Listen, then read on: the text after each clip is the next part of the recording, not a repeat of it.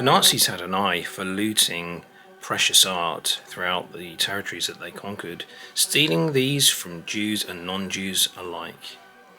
And the fine Italian instruments did not escape their attention. In Nazi-occupied Europe, many of the world's top instruments were systematically looted by the Nazis. Stradivari, Amati, Guarneri instruments became too hot to touch.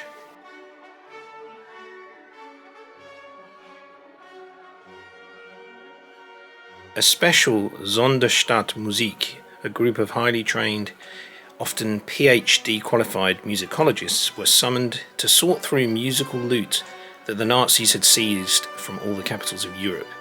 These instruments were then graded A, B or C, with A being the highest rating, occupied by the likes of Strads, Amatis and Guarneris.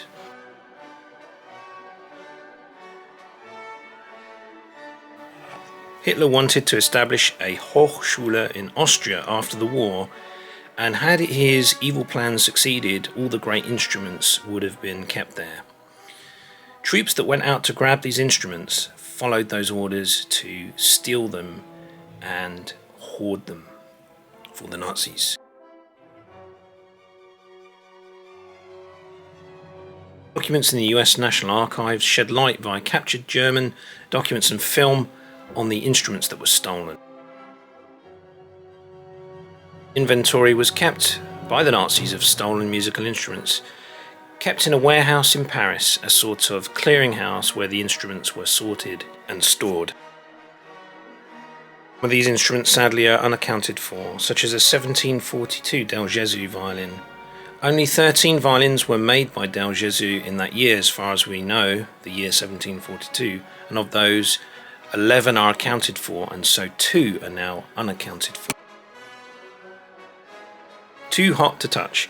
Dealers who traded these instruments later refused to discuss where they got these instruments from, or that they had even had the instruments. Hence, it made it difficult for Jews and others who had lost these million-dollar instruments to make a case for recovering them. Loss of a precious instrument through Nazi theft was a tragedy. Many people, on losing their instrument, gave up playing for months or even years, those that survived the Holocaust, of course. The theft had thus wiped out part of their identity.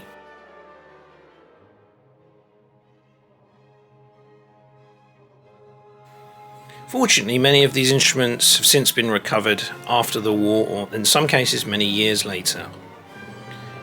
Let's have a look at some of the instruments that were stolen by the Nazis during this awful period of history.